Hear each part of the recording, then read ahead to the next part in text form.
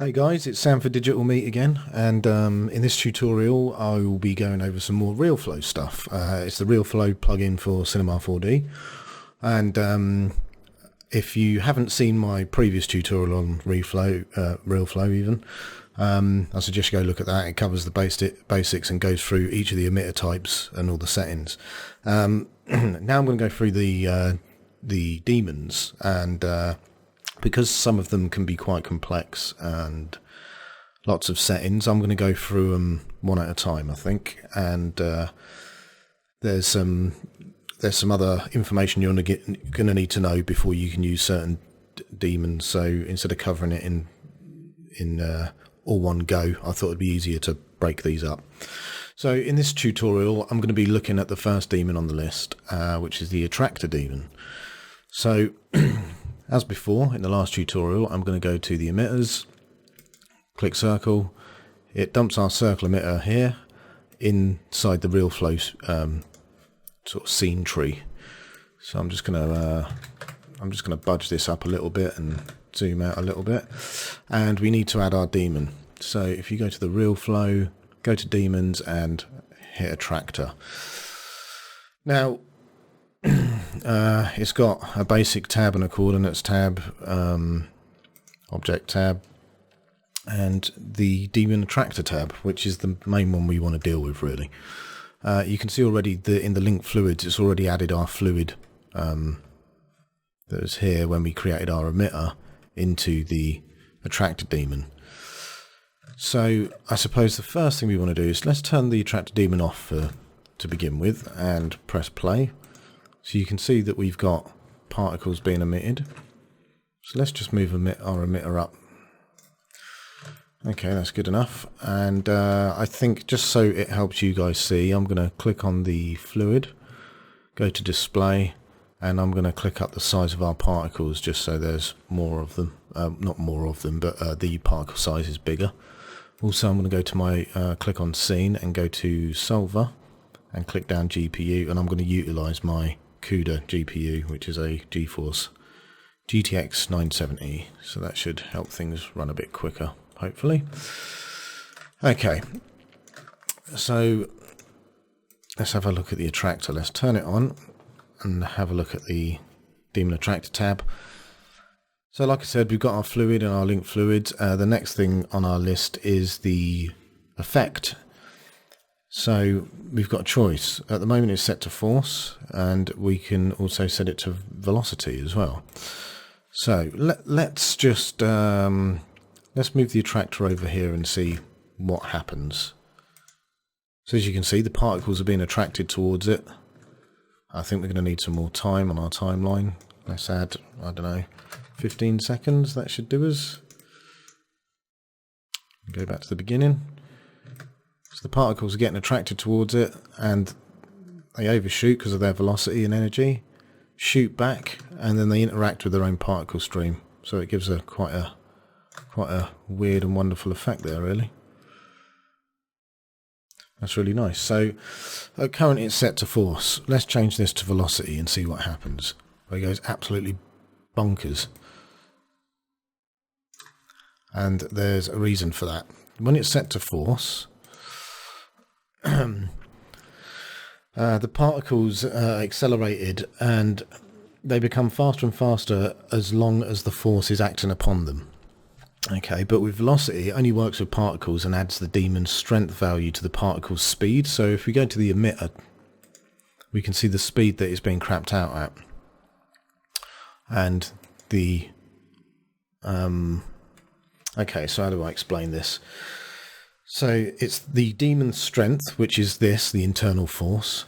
It gets added to the particle's speed. So the resulting peak velocity remains constant during the simulation. So as an example, if you had a demon strength of 9.8 and the emitter's speed is 2, the particle velocity will roughly be about 11.8.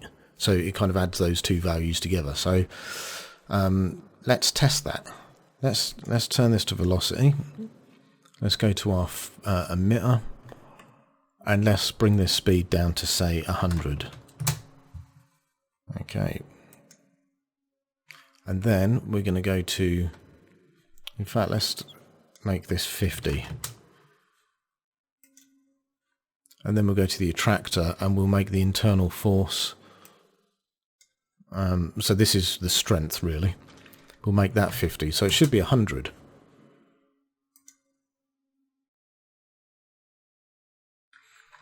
As you can see, the way that the particles are coming out of that emitter doesn't look very natural. I actually prefer to use the other method. I actually prefer this force method.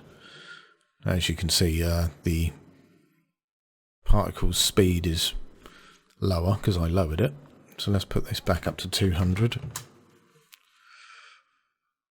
But the strength of the attractor is all the way down now as well. So let's crank this up a little bit. I think it was, for default, it was about 500, I think, but you actually get quite a nice pattern. So like, just as a combination of these values, you can actually get some quite interesting results. Let's whack it up to 200. Yeah, so we're getting more of a pull on it now. Yeah, it was 500 initially. I'm gonna go 300, just so we got. Yeah, that'll do us. Okay, so yeah, like I said, this internal force, it's this value determines the strength of the attraction, and that strength can be positive or negative. So at the moment we've got a positive value of 300 centimeters, and as you can see, it's doing its job. It's pulling these particles back round. They're interacting with themselves. Very nice. Okay, so what if we have a negative force? So let's go negative 300. Now these will actually be repelled away. It's quite an extreme value, so I might lower it. Let's try 150. So yeah, as you can see, it comes out, it hits the attractor field, which is now a repulsive field, and off they go. See ya. So, you know, it's got multiple uses. I'm going to go back to the attraction for now, so that will be 300. Okay, good. Now, you'll notice that we've got some settings here. Internal radius, external force, external radius, and they're all greyed out, and it's because this attenuated checkbox needs to be on. Basically, this option unlocks these three fields, and it specifies how the force will decrease with growing distance from the centre. So let's turn on attenuated, and if I play the simulation now, not much has changed, and nor should it. So the internal radius. So once we've got this attenuated thing clicked, this option becomes available, this internal radius, and it's the radius where the force begins to decrease. So everything in the middle of this here is full force, and everything outside it starts to drop off. So let's increase the internal radius to something like this, and the strength will be full. Let's move this here. The strength will be absolutely full within that radius there. That's all that means. I'm gonna actually undo that and then go to the next one, which is the external force. So the external force, it's the attractor's strength in the outer area defined by external radius. So we should probably look at external radius first. So if I increase this external radius, I could actually drop this external force down to nothing.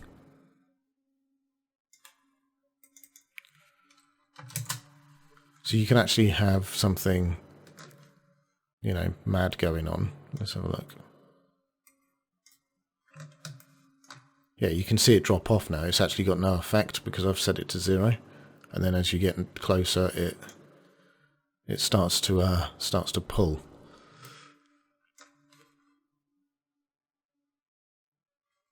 Yeah, you can see where these ones here are just escaping. But that external force could be a positive value as well. So if I reset this to default, you can see that all the particles are now getting trapped and they're all getting sucked around. So that covers the external force as well. And the external radius. So the external radius is basically the value determines where the radius, where the decrease of the force ends, if you like. It's represented by a dark blue ring. So that covers that. I'm going to turn attenuated off for now and move this back. Okay, so the next thing on our list is the Attractor Type. Okay, so we've got some options. It's set to spherical at the moment. It's the default type, and it's represented by a point in the center of the demon. So, yeah, we've seen this since we've started simulating, so that's fine. The next one is the axial. Now, I was going to say it may not look like anything's happened, but it obviously has. So this is a force that, how best to describe this? It's a vortex strength along the axial direction, and can only be used with Attractor Type set to axial. So, oh, that's the axial strength, sorry. So with this set to axial, it produces a force along a line from up to down. Yeah, the line is also shown in the viewport as well. So if we zoom in on this, you can see this line here. So that shows us the line of force.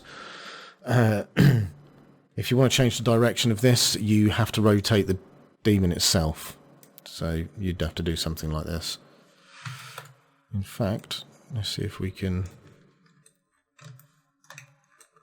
Yeah, you can see it's changed where I changed it there. Okay, so what about the strength then? Because it doesn't appear to be doing too much. So let's whack this up to 5. And I wonder what happens if I put it in the stream. So as you can see, it doesn't really have a rotational. So this sort of gets attracted to it, and then as it goes off to the side, it's trying to pull it up more than it is to the side, and that's because of its sort of direction. Let's crank up the axial strength again. Maybe we need to make it a bit more extreme. There we go. So now we're seeing a little bit more action there. Okay, let's move on to the next type, Planetary. Now I think this might be my favourite. This is represented by a sphere. So there we have a sphere there. Let's start the simulation again. And it basically simulates a planet's force which extends from the centre to outer space. And we can control the sphere's size with this planet radius. So I'm going to just crank this up like this. So now it's almost like a gravitational force, a spherical gravitational force. Let's crank this back up to 500, which is what I think it was initially. We can actually move this planet a little bit further away. So yeah, we're now getting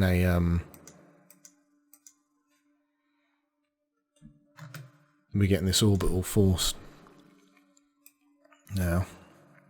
Also, let's go back to the emitter. No, it's set to 200. Yeah, I think that's all good.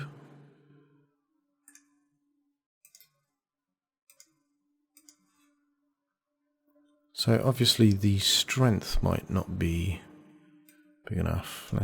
Let's do this. There we go. And I wonder if... Right, so now you can see that it's almost like the rings of Saturn kind of thing. They're kind of interacting with it, and I should imagine the reason it's called planetary is because the fall off of this force is just very similar to a gravity, if you like. So that covers all of that. The other thing we need to look at is bounding. So the bounding sphere is displayed in the viewport as 3 circles. The circles' dimensions can be changed individually. Okay, so let's have a look at this bounding. So you can see that it massively had an effect. What this basically means is that now the force is bounded. So whereas before it was sort of global, you know, outside of these things, the force just works. With bounded, it is restricted to this,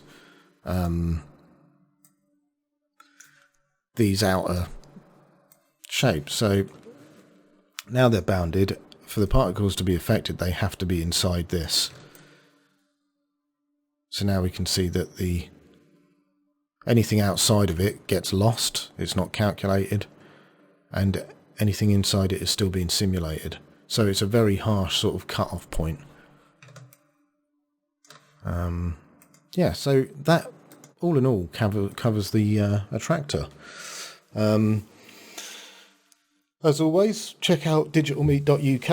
I will set the poll for voting for the next tutorial. Don't forget to donate if you've got some spare shekels to digitalmeat.uk, the donate page, and also the merch store if you want a t-shirt or anything like that. So don't forget to vote, guys, and I'll see you next time. Cheers. Bye.